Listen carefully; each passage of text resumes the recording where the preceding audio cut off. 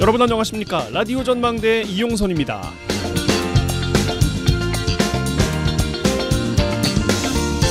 오늘 새벽 프랑스 파리에서 태극낭자들의 금메달 사냥 소식이 들려왔습니다. 열대야로 지쳐있는 우리 국민들에게 시원함을 안겨줬어요. 여자 양궁 단체전 출전 선수 모두 올림픽 첫 출전이라서 경험 부족 우려가 있었습니다만 그 우려를 불식시키고 대한민국 여자 양궁 국가대표팀이 올림픽 10연패의 신화를 달성하게 됐습니다. 순천시청의 남수현 선수 2005년생 팀의 막내인데 든든하게 단체전에서 활약을 했습니다. 순천 오천 그린광장에서 시민들이 어제 밤부터 열띤 응원전 펼쳤죠. 그 마음이 전해졌지 않았을까 생각이 들고요. 한국 축구와 배구 등 인기 종목들이 본선 진출에 실패하면서 올림픽에 관심이 예전만 못하다고 하는데 잠시 후 7시부터 남자 사격 10m 공기소총에 최대한 선수가 출전해 결승을 치르고요. 남자 양궁 단체전도 준준 결승부터 진행되니까 많은 응원 또 보내주시면 좋겠습니다. 자, 오늘 라디오 전망대가 준비한 소식입니다. 지역 소식들 뉴스 브리핑 통해서 들어보고요. 매주 월요일 코너 털어보러 도정 소식 이어집니다.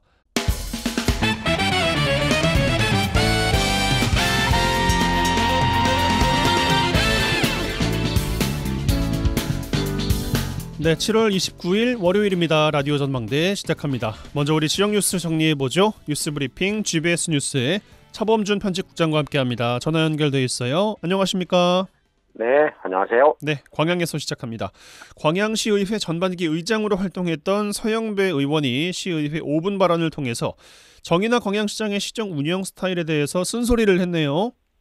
네, 광양시의회 전반기 의장을 지낸 서영배 의원이 시의회 5분 발언을 통해 이 정인화 광양시장에게 외부 행사 일정 참석을 줄이고 이 결제 시간을 늘려야 한다며 작심 발언을 했습니다. 서영배 의원은 광양시 집행부의 최종 결재권자인 정인화 시장이 바쁜 외부 행사 일정으로 이 결제 시간이 부족해 이 내부 직원들의 불만을 해소하지 못하고 있다는 보도가 나왔다며 정인화 시장의 결제 지연을 비판했습니다. 서영배 의원은 정인화 광양시장이 지난해 해외 연수 등의 사유로 결제를 한 차례도 못한 주간이 총 9주에 이르고 이 주간 미결제 비율이 17%로 파악됐다며 실제로 지난해 세월 행정 시스템에 올라온 시장 결제 가능 일수를 확인해보면 공휴일을 제외한 247일 중 단 62일, 즉 25%만 결제가 이루어졌다고 지적했습니다. 서 의원은 2024년 상반기 동안 시장 비서실에서 세월 행정 시스템에 게시한 결제 시간을 분석한 결과 182일 중 총 결제 일수는 43일에 총 소요 시간이 58시간 30분으로 나타났다며 이는 6개월 동안 월 평균 7회, 회당 결제 시간이 약 1시간 20분밖에 되지 않았다는 것을 의미한다고 주장했습니다. 해당 의원은 지난 2023년 상반기 24일과 비교하면 이후 결제 시간이 약간 늘어난 것은 긍정적이지만 직속 기관이나 사업소, 읍면동을 제외하면 본청 부서만 37개에 달한다며 과연 제대로 된 결제가 이루어질 수 있겠냐고 반문했습니다. 예, 최근에 광양시가 시장 결제 대기 시간을 줄이기 위해서 대기표 발행기를 설치한 걸 두고 역시 비판의 목소리가 이어졌습니다. 네, 서영배 광양시 의원은 이 선출직의 특성상 여러 행사에 초청되는 것은 어쩔 수 없지만 시장이 행사의 중요도를 가리지 않고 다 참석하다 보면 이 내부 업무 처리 시간이 부족해질 수밖에 없다며 일선 공무원들이 신속하게 업무를 처리하기 힘든 상황 속에서 시민들의 다양한 행정 수요를 빠르게 대응하기가 불가능에 가깝다고 주장했습니다. 서 의원은 최근 들어 급한 결제건 등으로 광양시 부서 간 신경전이 벌어지는 등 문제가 발생하자 민원 창구에서나 볼 수 있는 이 순변 대기표 발행기를 설치하는 지경까지 이르렀다며 이 대기표 발행기 설치가 긍정적인 면도 있지만 미봉책일 뿐 최선의 해결책은 시장의 대면 결제 시간을 늘리는 것이라고 강조했습니다. 해당 의원은 정인화 시장이 결제 시간을 늘리기가 현실적으로 불가능하다면 공무원의 업무 부담을 덜어주고 지역 주민들에게 신속한 행정 서비스 혜택이 돌아갈 수 있도록 전자결제 시스템을 적극적으로 활용해야 한다고 조언했습니다. 서영배 의원은 시장이 현장의 목소리를 듣고 지역 주민들에게 다가가기 위해 많은 일정을 소화하느라 노고가 많다는 것은 알지만 내부의 현안 처리가 외부 활동에 맡겨서 지연돼서는 안 된다며 시장의 결제가 원활하게 이루어질 수 있도록 정인화 시장이 결단을 내려야 한다고 촉구했습니다. 예, 단체장이 주민들과 접촉을 늘리는 것에 대한 문제 제기보다는 업무가 처리가 안 되고 있기 때문에 이 효율성을 어떻게 좀 담보할 것인가 하는 대책을 좀 내놓아라라는 이야기로 이해가 됩니다. 지켜보고 순천으로 가겠습니다. 순천시가 순천시 북부 지역 노인들의 복지 증진을 위해서 노인 복지타운 건립을 추진하고 있어요. 해당 지역 민간 요양시설 운영자들이 사업 추진에 반발하고 있습니다. 네, 순천시가 순천 도심 북부 지역인 서면 지역에 295억 원 규모의 북부 노인 복지타운 건립을 추진하는 것으로 알려지면서 지역 민간 요양시설 운영자들이 반발하고 있습니다. 순천시는 지난 2021년부터 서면 삼평리에 4,500평 규모의 복지타운 건립을 계획해 왔는데요. 해당 시설은 110명 정원의 노인 요양시설로 순천시는 사업 추진을 위해 현재 토지 보상을 진행하고 있고 올 하반기에 사업에 착공해 내년 12월 완공을 목표로 하고 있습니다. 순천시의 사업 계획이 알려지자 지역 내 177개 노인 요양시설 중 80%를 차지하고 있는 민간시설 운영자들이 반발하고 나섰는데요. 지역 노인 요양시설 운영자들은 현재 민간 노인 요양시설이 13에서 15%의 공실률을 보이고 있다며 순천시의 공공 노인 요양시설 건립에 반발하고 있습니다. 예, 민간 노인시설 운영자들이 공공시설 운영에 따른 운영난을 우려하고 있는 것 같습니다. 운영자들이 대책위원회를 구성하는 등 반발 수위를 높여가고 있어요. 네, 순천시 노인요양시설 운영자들은 순천시가 노인복지시설을 추가로 건립할 경우 민간 노인요양시설의 운영난이 가중될 수밖에 없는 상황으로 순천시가 사전 협의나 설명회도 없이 사업을 추진하고 있다며 반발하고 있습니다. 사업에 반발하고 있는 순천시 노인요양시설연합회는 요양보호사 부족으로 인한 운영난에 내년부터 적용되는 1에서 2인실 변경 지침 등 현장에 어려움이 예상된다며 순천시의 일방적인 정책 추진을 비판하고 있습니다. 연합회 측은 지역 노인들을 위해서는 단기 보호시설 위주의 요양시설 신설이 더 필요한데 인건비나 운영비 때문에 단기 보호시설은 민간에서 엄두를 낼 수 없는 실정이라며 순천시가 사업 추진 과정에서 민간시설 운영자들과 협의할 것을 약속했지만 그 약속이 지켜지지 않았다고 주장하고 있습니다. 사업에 반발하고 있는 민간 운영자들은 대책위원회를 구성해 순천시와 협의를 진행하겠다는 입장인데요. 순천시가 사업 추진 과정에서 운영자들의 의견을 사업에 반영할지 순천시의 고심이 깊어지고 있습니다. 알겠습니다. 여수에서 마무리하죠. 여수시가 민간 사업자의 사업 참여 불발로 개발이 미뤄지고 있는 여천역 역세권 개발 사업에 대해서 사업 강행 의지를 굽히지 않고 있습니다. 네, 지난 2022년 민간 공모 취소 결정으로 사업이 몇 년째 필요하고 있는 1조 5천억 원 규모의 여천 역세권 개발 사업에 대해 최근 여수시가 사업 규모를 일부 축소해 사업을 재개하려는 움직임을 보이고 있습니다.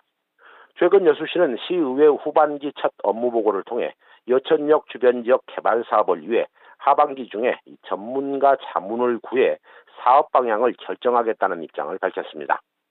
이 같은 여수시의 사업 재개 움직임에 대해 지역 일부에서는 부동산 경기 침체기와 이 대규모 개발 사업 시작이 쉽지 않은 현실에서 여수시의 바람대로 사업 추진이 재개될 수 있을지 의문을 제기하고 있습니다. 해당 사업 추진에 대해 여수시는 사업비의 건축물 일부를 제외하거나 복합 쇼핑몰 규모를 축소하는 방안 등 다양한 대안에 대해 전문가 자문을 구해 사업을 추진하겠다, 이런 입장을 보이고 있습니다. 예, 표류하고 있는 사업에 대해서 여수시가 전문가의 자문을 구한다는 것, 사업 재개 염두에 두고 있다는 것 같습니다. 네, 여수시는 전문가 자문과 자체 분석 등을 통해 해당 사업에 대해 종합적인 검토를 통해 사업계획 변경과 재개 여부 등을 결정한다는 구상입니다. 하지만 진행자님 말씀대로 중단된 사업에 대해 전문가 자문을 받겠다는 점을 감안하면 여수시가 사업 재개의 명분을 찾고 있는 게 아니냐, 이런 분석이 나오고 있습니다. 여수시가 계획대로 사업을 추진할 경우 해당 사업은 오는 2027년까지 출자 법인 설립과 사업 인가 등의 절차를 거쳐 오는 2031년 말에 사업이 완공될 전망입니다. 알겠습니다. 뉴스브리핑 GBS 뉴스의 차범준 편집국장과 함께했어요. 고맙습니다. 네, 고맙습니다.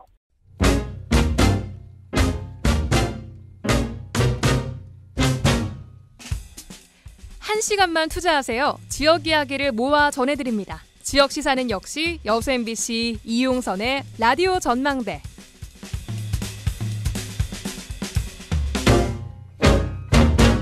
네, 매주 월요일 라디오 전망대 본격 정치 시사 토크 털어보러 시작하겠습니다. 개혁신당 천하람 원내대표, 더불어민주당 서동용 전 의원 차례로 연결해보죠. 개혁신당의 천하람 원내대표 전화 연결되어 있습니다. 나와 계시죠? 네, 안녕하세요. 개혁신당의 천하람입니다. 예, 저희가 국제전화로 지금 하게 되는 건가요, 그러면? 네, 미국에 계시잖아요. MBC가 많은 비용적인 투자를 하고 있다 생각합니다. 그 최상병 특검 참여를 못하셔서 SNS에다가 사과를 또 하셨더라고요. 네, 맞아요. 왜냐하면 이게 이제 제가 사실 미국 국무부에서 하는 뭐 리더십 프로그램 같은 거에 와 있습니다. 이게 이제 사실 거의 1년 전부터 나름대로의 이제 초청 같은 것들이 있었고 당선된 직후에 거의 일정이 확정이 됐으니까 이게 한 3, 4개월 전에 이제 일정이 확정이 됐죠. 그리고 이게 나름대로 뭐 한 19개국 정도에서 한 명씩 이제 젊은 정치인들 이렇게 와가지고 하는 그런 프로그램인데 네. 그러다 보니까 이제 제가 사실 안 오기가 좀 사실 굉장히 쉽지 않았습니다. 그리고 최상병 특검법이 이제 제2 요구가 됐는데 이게 언제 사실 표결이 될지가 애매해서 그게 확정이 돼 있었으면 저도 당연히 하고 왔을 텐데 네네. 일부 프로그램을 못 하더라도 좀 하고 왔을 텐데 이게 저도 참 사실 좀 답답한 상황이었고 예. 근데 뭐 어쨌든 이게 이제 외교적인 부분이나 뭐 미국 국무부와의 약속 이런 것도 중요하지만 사실 최상병 특검법에 대해서 개혁신당도 그렇고 사실 저도 그렇고 뭐 천하람 중재안이다 이런 걸 낼 정도로 굉장히 진정성을 갖고 접근해 왔다고 저희는 나름대로 생각하는데 상황들 때문에 못 오게 돼서 사실 굉장히 죄송한 일이죠. 네. 이게 사실 무기명 투표고 정확히 몇 표가 나올지 알 수 없는 상황에서 한 표가 또 중요할 수도 있었으니까. 한 표가 소중한데 예, 제가 표결에 참여를 못하게 돼가지고 이유 여하를 막론하고 아무튼 굉장히 좀 죄송한 그런 상황이었습니다. 예, 아무튼 뭐 뚜껑을 열어보니까 그 한 표가 추가됐어도 결과는 달라지지 않았어요. 촉각을 곤두세우고 있었습니다. 예. 저도 저희 방에 이제 훌륭한 보좌진 분들이 계시는데, 그래서 저도 보좌진 분들한테도 말씀드린 게, 만약에 정말 이게 한두 표 차이인 상황이라면은, 제가 뭐 태평양을 헤엄쳐서, 이건 농담이고, 뭐 예를 들면 정말 급하면 밤 비행기를 타고 들어가서라도 가겠다. 그래서 조금 상황을 면밀하게 봐달라 계속 부탁드리고 있었는데 네. 저희 보좌진 분들도 그 정도 상황은 아닌 것 같다. 한두 네, 표로 뭐 이게 통과될 건 아닐 것 같다. 예, 그런 정도로 보다 보니까 저도 참 애매하다 했는데 이게 왜냐하면은 아마 제 기억에는 하루 반 정도 전쯤에 이제 이 최상병 특검법 제2 요구안에 대해서도 표결하겠다라는 거를 의장님께서 이제 결정하셨기 때문에 저도 나름대로 이게 굉장히 고민이었죠. 이걸 막 비행기 일정도 알아보고 했는데 아무튼 여러 가지로 참 애매하다 하는 상황이었습니다. 그 후는 어떻게 될까요? 그러면은 이후에 뭐 민심의 변화를 할지. 저는 이제 이탈표로 한두 표 정도로 파악을 했습니다. 예. 안철수 의원님 플러스 뭐 한두 분 정도. 왜냐하면 제가 파악하기로는 김재섭 의원도 사실은 찬성하는 분위기가 아니었고 표결 이후에도 최상병 특검 자체에 대해서 원론적으로 찬성하지만 민주당이 특검을 정하는 거에는 동의할 수 없다라고 하는 분들 뭐 김재섭 의원이나 조경태 의원이나 뭐 한지아 의원 같은 분들 그런 분들도 나와서 다 하시는 얘기가 나도 이번에 반대했다 뭐 이렇게 계속 하고 계시거든요. 근데 뭐 그러면서 일각에서는 국민의힘에서 실수로 이탈표가 나왔다. 그런 해명을 했죠. 사실 저는 그게 잘 납득이 가지는 않습니다. 네. 그런 걸 보면 숨겨진 이탈표들이 있는 것 같아요. 제가 봤을 때는. 그러면 이번에 이탈표가 3표 아니면 4표가 나왔다라고 우리가 보는데 거기서 뭐 김재섭, 한지아, 조경태 의원 같이 특검을 추천하는 절차가 조금 더 제3자에 의해서 공정하게 이루어지면 찬성하겠다라고 하는 의원들을 합쳐보면 6, 7명의 일타표가 확보가 될 수 있거든요. 지금 상황에서는. 민주당 원내 지도부에서도 계속 얘기가 나오고 있는데 그것이 뭐 한동훈 안 방식, 뭐 대법원장이 됐든 아니면 천하람이 얘기한 방식의 대한변협이 됐든 이거를 계속해서 또 쳇바퀴만 돌 게 아니라 뭔가 좀 중재안 같은 것들을 시도해봐야 되는 거 아니냐라는 얘기가 이제는 민주당 원내 지도부에서도 좀 나오고 있는 것 같아서 앞으로는 결국은 어느 정도 선에서 양보하고 그리고 양보를 했을 때 국민의힘에서 정말 이탈표가 나오는 거냐에 대해서 수싸움이 있을 거고 그 와중에 저희는 당연히 한동훈 대표를 압박을 하는 상황이 될 겁니다.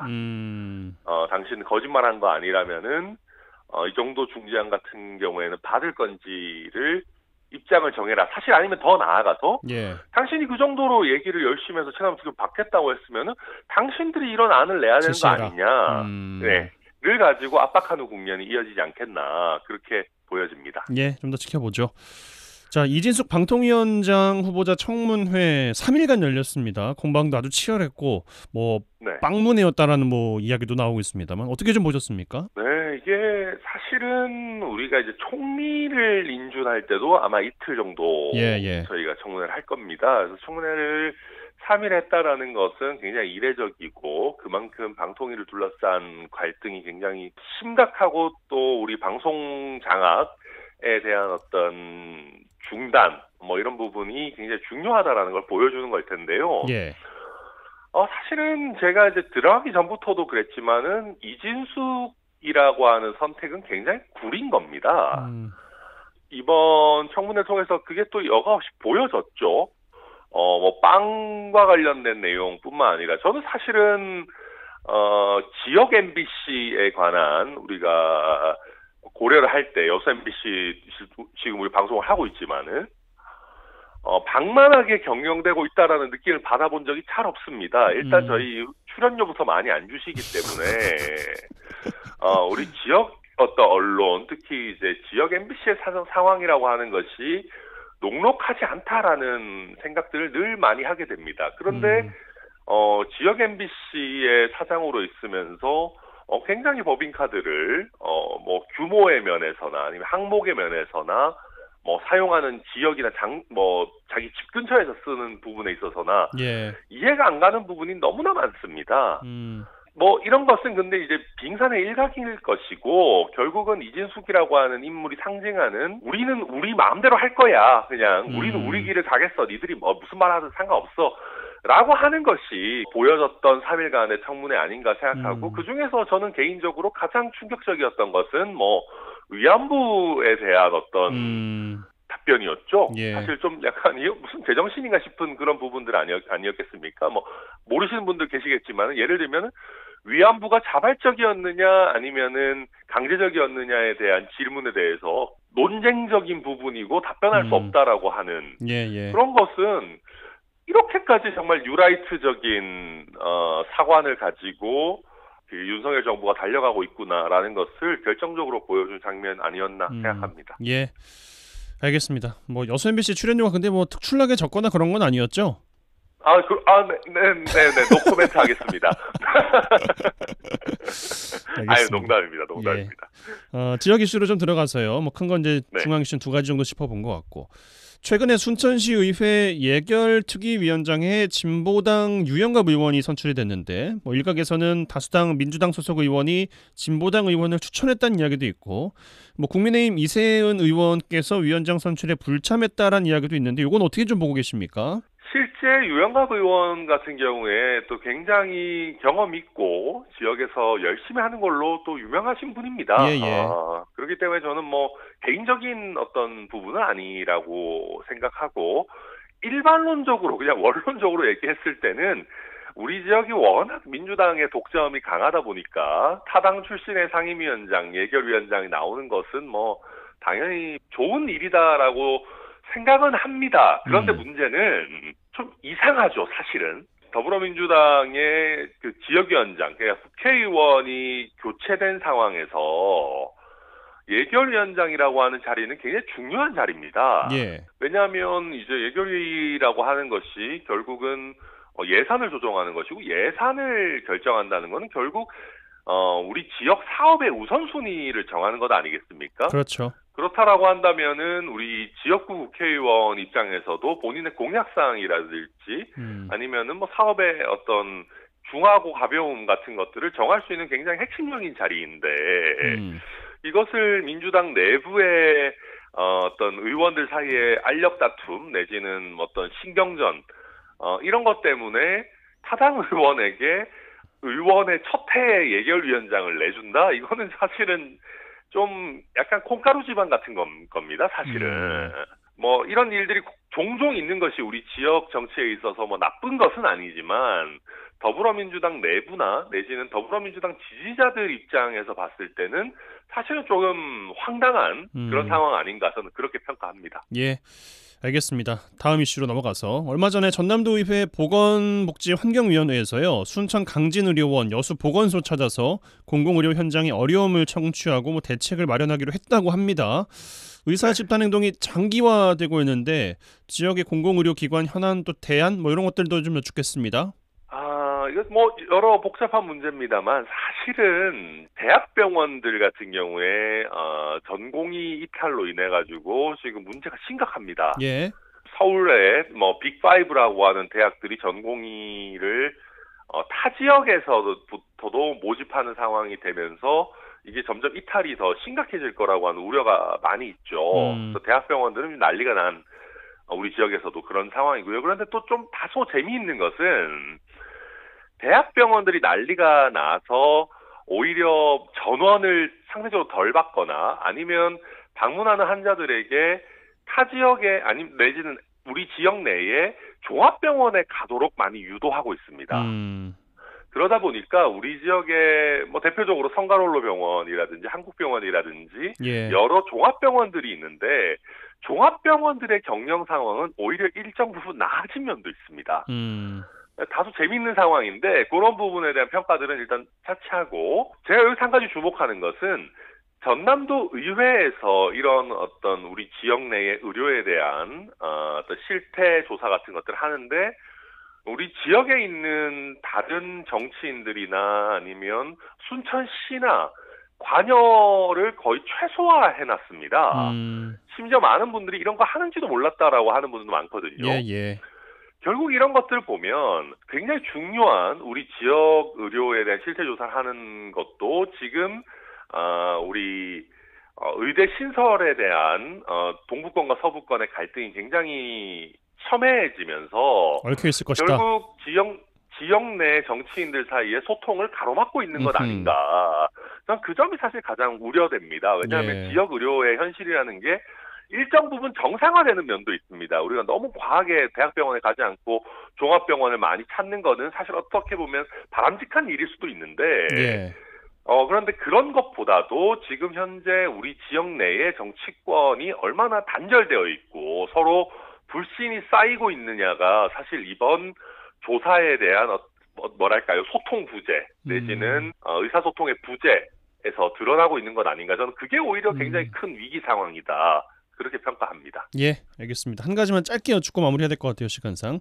지난주에 담양 옥천 약수터에서 발견된 여순 사건 희생자들의 유해 봉안식이 있었습니다. 여순 관련 봉안식은 처음이었는데 유족 단체 그리고 실무위원장인 김영록 전남지사 초청받지 못했다는 것 아니겠습니까? 이 행사 축소 논란에 대해서 어떻게 좀 보십니까? 안 좋은 굉장히 나쁜 선례를 남긴 겁니다. 예. 사실 여순 사건이 이미 70년 이상이 지났기 때문에 유해 봉안은 자주 있는 일은 아니고 또 우리가 6.25 전사자 내지는 다른 유해 봉안의 사례에서 보듯이 이제는 대한민국이 이런 부분에 대해서 굉장히 예를 제대로 갖추고 선례를 잘 만들어갈 수 있는 여건이 됐습니다. 그럼에도 불구하고 지사나 중요한 인물들에 대한 제대로 된 통보도 안 됐다라는 거는 결국 여순 사건 유해 봉안식을 제대로 안 챙기는 것 아니냐. 그리고 여기에 대해서 일정 부분 정치적인 내지는 역사 이념적인 어떤 안 좋은 선입견이 있는 것 아니냐라고 하는 우려가 있고 저는 이 부분은 특히 선례를 남긴다라는 면에서 안 좋은 부분이고 지속적으로 계속 지금 여순 사건의 조사위원회의 구성이라든지 이런 부분에 있어가지고 편향된 것이 아니냐라는 얘기들이 나오는데 저는 이 정도 되면은 편향성을 사실상 인정할 수 있는 그런 상황 아닌가 저는 그렇게 보고 있습니다. 예, 알겠습니다. 이 정도로 이번 주 털어보러 마무리하죠. 천하람 개혁신당 원내대표와 함께했어요. 고맙습니다. 네, 감사합니다. MBC 라디오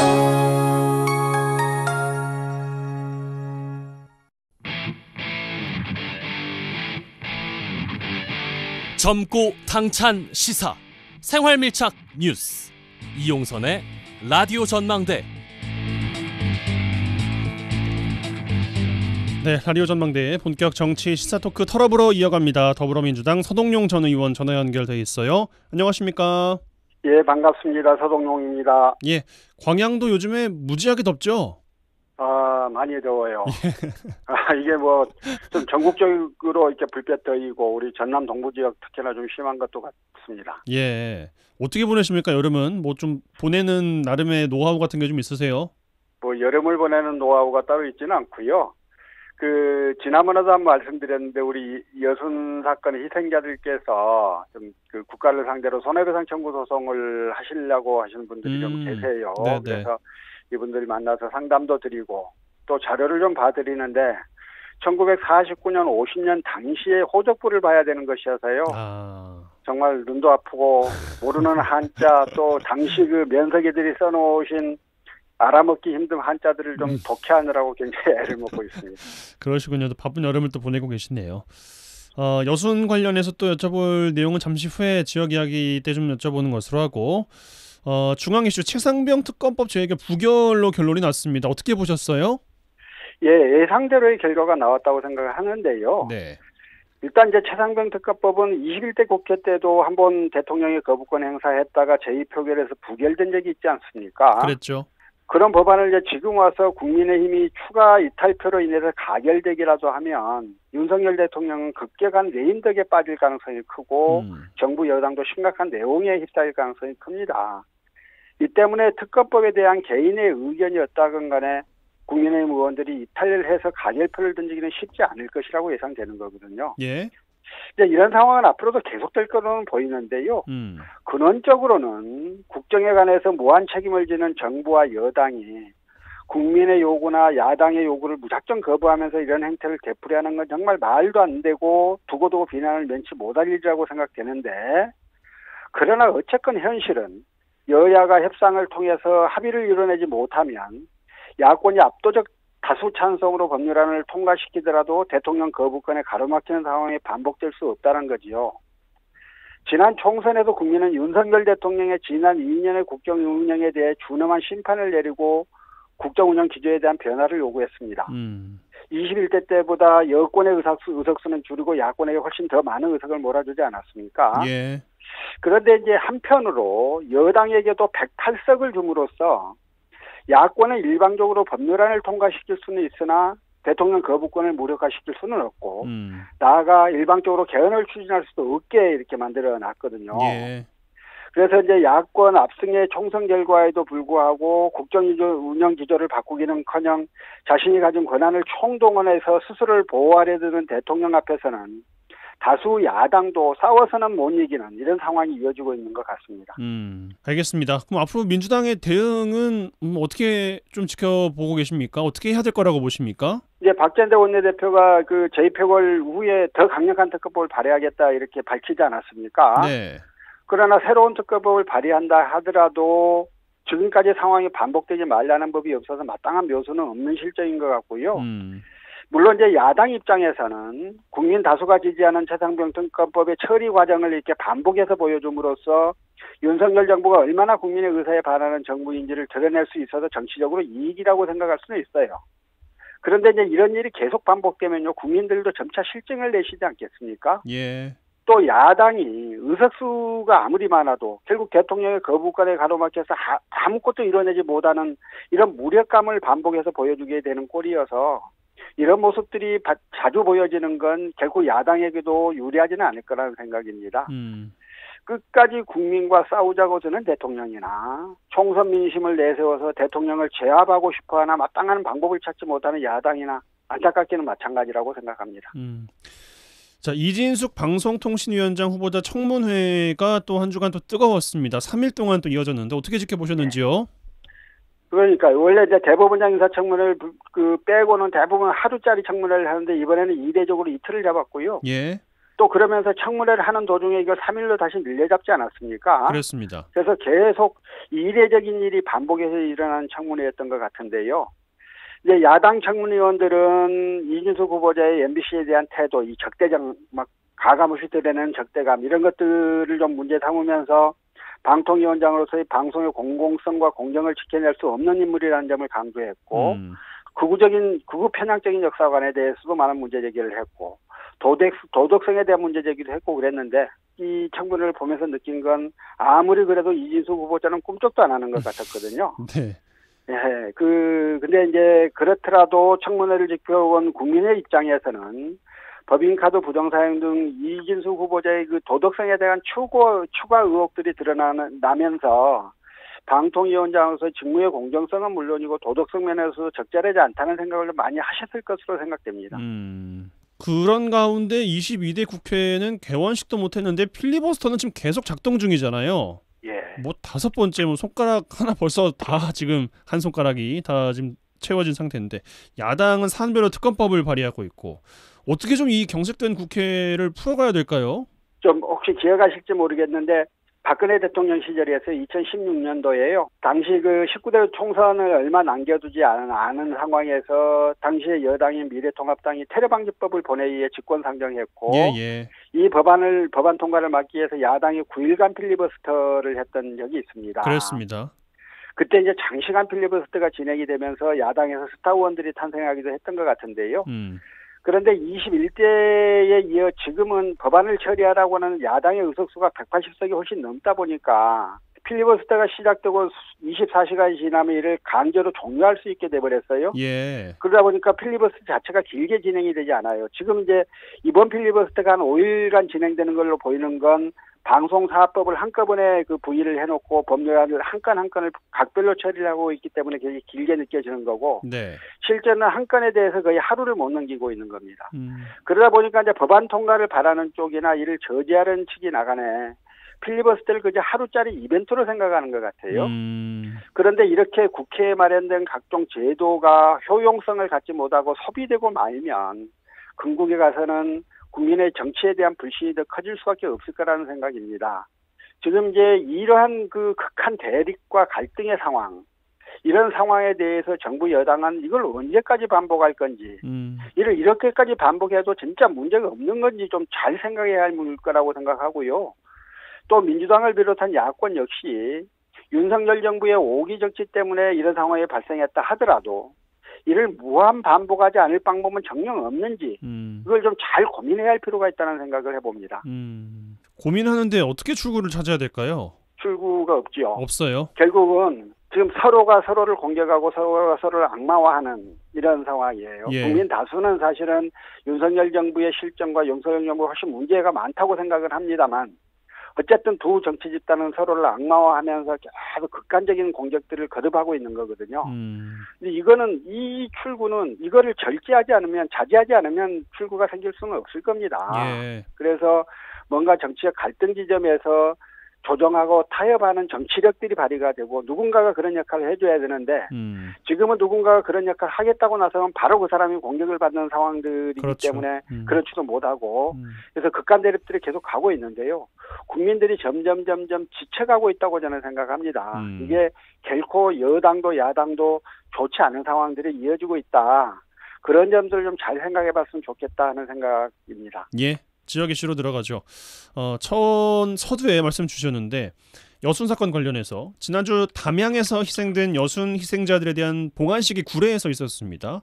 행안부가 유족단체 김영록 지사 초청하지 않았다는 것 아니겠습니까? 어떤 말씀 주고 싶으세요?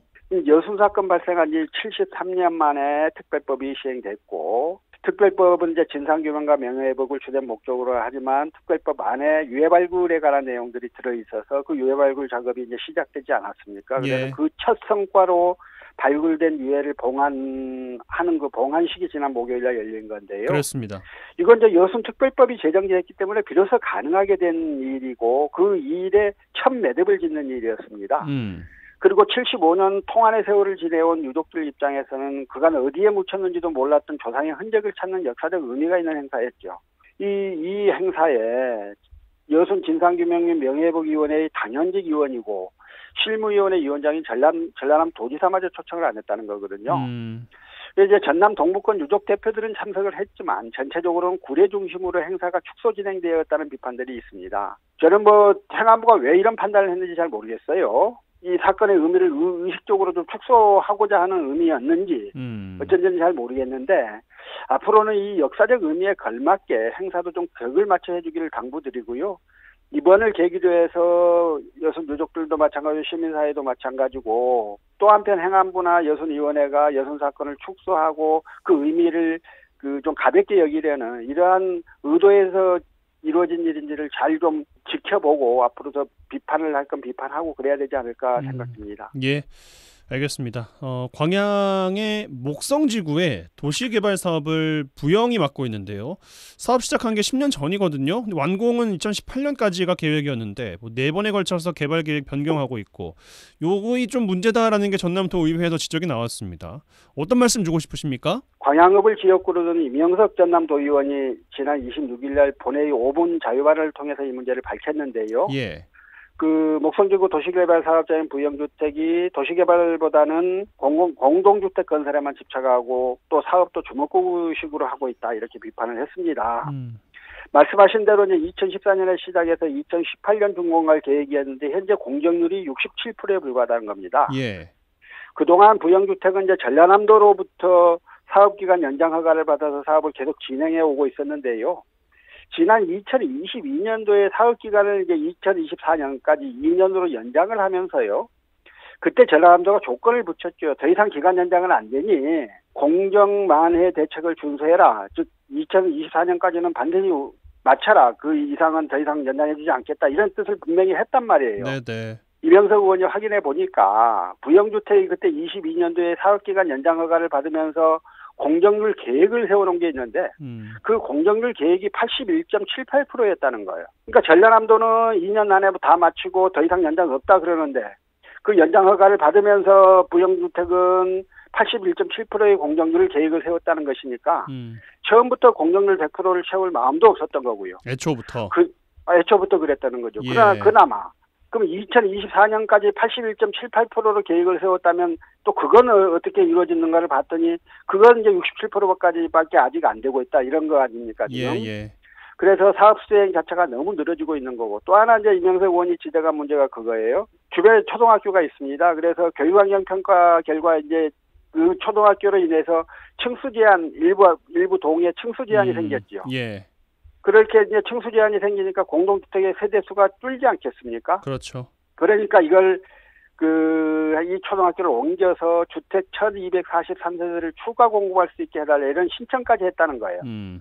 그러니까 전체 도시개발 사업에는 아무런 관심이 없고 공동주택 건설에만 계속 집착하고 있는 게 아닌가 이런 거고요. 그러면 이 문제에 대해서 관리감독권을 갖고 있는 해당 관청은 어떻게 할 것이냐의 문제가 역시 또 이제 제기될 수밖에 없습니다. 예. 우선은 이건 허가권은 전라남도에 있지만 광양시의 관리감독에 대한 좀 폭넓은 권한들이 있다고 봐야 되는 것이기 때문에요. 앞으로 광양시와 관리감독 권한을 더욱 좀 강화해야 할 것이다라고 하는 거 하나 하고 만약에 지금처럼 사업 시행이 계속 지지부진하면 허가를 취소하거나 사업 시행자를 변경하는 그런 가능성까지를 염두에 두고 좀 철저한 관리를 해야 되는 게 아닌가 이런 주장을 좀 이명석 의원이 하고 있습니다. 예, 알겠습니다. 시간상 이 정도로 이번 주 토론으로 마무리해야 되겠습니다. 오늘 말씀 고맙습니다. 고맙습니다. 네, 지금까지 더불어민주당 서동용 전 의원과 말씀 나눴습니다.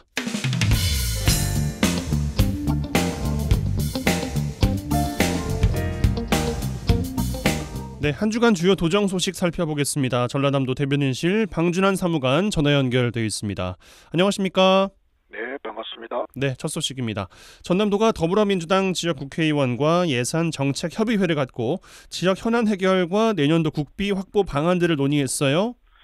예, 그렇습니다. 전남도가 엊그제 가진 이 회의에서 내세운 게 먼저 정책 건의 8건과 또 법률 재개정 5건, 국고건의 쉬운 3건을 조목조목 설명하고 적극적인 지원과 협력을 요청했습니다. 그동안 전남도는 해상 풍력을 비롯해서 데이터 센터나 2차 전지, 또 수소, 문화 콘텐츠까지 5개 산업지구가 기회발전 특구로 지정됐다며 협력해준 의원들에게 다시 한번 감사함을 전하고요. 앞으로도 비교의 강점을 가진 다른 산업도 추가 지정될 수 있도록 협조를 당부했습니다. 특히 인구 대전환 전남 프로젝트를 비롯해서 전남도 국립의과대학 설립, 또 모안 국제공항 활성화, 호남권 사회 간접자금 국가계획 반영 등 이 현안들의 정책 과제 해결을 위한 협력을 구했습니다. 아무튼 전남도는 8월 말 정부 예산안이 확정될 때까지 정부를 찾아서 국비 지원의 당위성을 충분히 설명하고 국회 심의 단계에선 지역 국회의원 등과도 긴밀히 협력해 마지막까지 국고 확보에 총력을 기울이겠습니다. 예, 또 전남도와 도내 지역구 국회의원들이 서울에서 전남특별자치도 특별법 제정 촉구 성명서를 내고 지방소멸 위기 극복을 위한 자치 권한 부여 등을 촉구했어요. 예, 그렇죠. 전남의 인구가 지금 180만 명 아래로 추락해 위기인 것만은 사실입니다. 지난 70년 400만 명에서 반세기 동안 절반 아래로 뚝 떨어져 이 때문에 고령화율 전국 1위, 또 청년 인구 유출이 심각한 상황에 있습니다. 여기서 또 중앙정부의 과도한 고란 집중으로 지방에 고란이 없다 보니 예사 에너지라든가 관광, 농업, 사회보장제도 등 어느 것 하나 제대로 추진하기 어렵다고 호소했습니다. 그래서 지역의 비교의 자원을 미래 성장 동력으로 키워서 지방소멸 위기를 극복하도록 전남특별자치도 특별법을 조속히 제정해 줍시하고 강력히 촉구했습니다. 특별법에 담긴 주요 특례로는 출산 장려 정책 마련과 또 농촌 활력 촉진 특구 지정, 첨단 과학기술 단지 조성, 도내 체류 외국인 대상 비자 발급권 등이 여기에 담아 있습니다. 네, 또 전남도가 라오스와 협력을 위해서 라오스 국영항공사죠. 라오항공과 국제노선 업무 협약을 맺고 10월부터 무안에서 라오스 간 운항이 이루어집니다. 예, 라오스 비엔티안 노선이 오늘 10월부터 2025년 3월까지 주 2사회, 루앙 프라방 노선은 오는 12월부터 2025년 2월까지 주 2주에서 4회 운항에 들어갑니다. 특히 루앙 프라방은 전국에서 유일하게 무안 국제공항에서만 직항으로 운영돼 공항 대비 큰 경쟁력을 갖출 것으로 보입니다. 비엔티아는 라오스의 수도이자 약 500여 년의 역사를 간직한 최대 도시죠. 아름다운 불교 사원으로 유명한데 이 루앙 프라방은 라오스 제2의 도시로 도시 전체가 유네스코 세계문화유산으로 지정될 만큼 라오스의 옛 모습이 잘 보존된 매력적인 도시죠. 전남도는 항공사 운항 장려금의 파격적 재정 지원과 또 무항공과 한국관광공사와 긴밀한 협력으로 올해만 제주항공과 진해에 이어 세 번째 라오항공과 국제노선 협약을 맺었습니다. 네, 또 전남도가 안정적인 수자원 공급을 위해서 정부가 추진한 신규 댐 건설 10개소 중 도내 국가주도댐 1개소, 또 5개 시군이 신청한 지역건의댐 7개소를 반영해 줄 것을 건의했어요.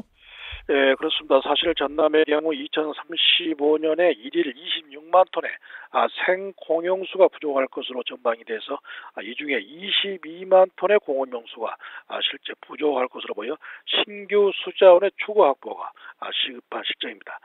실제 지난 2020년 집중호우로 구례군 하천 제방 범람이라든가 또 2022년 281일 동안 이어진 극한 가뭄, 곧바로 이어진 지난해 장마철 등 최근 3년 동안 지독한 기후 양극화를 저희들이 겪은 바 있죠. 특히 지난해 극한 가뭄으로 주암댐 저수율이 역대 최저인 20%를 기록하자 당시 국가 주도의 신규 댐을 건설해 주도록 환경부에 저희들이 건의한 바 있습니다. 그래서 극한 가뭄과 장마철 홍수 대비를 위한 항구적 대책으로 신규 댐 건설이 시급한 상황인데 전남도와 환경부는 상호 협력해서 댐 건설과 관련된 구체적 계획을 세워서 지속 가능한 수자원 관리를 위한 대책을 마련하기로 했습니다. 네, 또 전남도가 지역 경제 활성화를 위해서 대규모 재생에너지 100전력 공급 기반 마련을 위해서 영동형 태양광 발전 사업 등 지원에 관한 특별법 제정에 나섰어요. 지역 발전을 위한 핵심 자원인 이 재생에너지를 활용하기 위해선 집단화된 대규모 영농형 태양광 조성과 또 그에 따른 제도적 지원 기반이 사실 시급한데요. 이런 가운데 정부에서 영농형 태양광 도입 전략을 발표를 했지만 정작 이는 자경농에 한해서 농업지역 밖에서만 가능하다 보니까 본격 확대는 미흡한 상황이죠. 대단지 농지를 가진 전남으로서는 상당히 어려운 게 큰 게 사실입니다. 그래서 대규모 영농형 태양광 발전 단지인 가칭 직접화 지구와 이에 대한 지원이나 임차농 보호를 반영한 특별법 제정에 저희들이 승부를 내기로 했습니다. 우선 22개 시군과 대학 관련협회, 기관, 또 정치권의 자문을 거쳐서 이달 중에 특별 법안을 마무리해서 정부와 국회에 공식 건의할 계획입니다. 네, 마지막 소식이에요. 전남도가 국내 최초로 공공주도 방식의 고속도로 범면 태양광 시범 사업 추진을 위한 발전 사업 허가 절차에 들어가네요. 예, 사업 부지 발굴을 통해 첫 사업이 확정이 됐습니다. 사업 부지가 확정됨에 따라 전남개발공사는 발전 사업 허가를 신청했는데요. 사업 부지로는 담양 IC 인근 고속도로 변면 약 1983제곱미터 면적의 1.2메가와트, 사업비 15억 규모로 추진이 됩니다. 공공사업임을 감안해서 경관과 조화를 이룬 구조와 디자인으로 진행하는데 11월 첫 착공에 들어갑니다. 또 올해 5메가와트까지 발전사업 허가를 진행할 계획으로 3개에서 5개소 정도 추가 사업 부지 발굴과 입지 여건을 분석 중인데 2025년 상반기까지 5메가와트 모두 상업 운전을 목표로 하고 있죠. 전남도는 도내 각종 유휴 부지를 활용해서 도민에게 발전 수익을 최대한 환원하는 이 공익형 주민 주도형 태양광 발전 사업을 저희들이 계속 확대해 나갈 계획입니다. 네, 알겠습니다. 전라남도 대변인실 방준환 사무관과 함께했어요. 고맙습니다. 고맙습니다. 네, 월요일 라디오 전망대 마치겠습니다. 이용선이었습니다.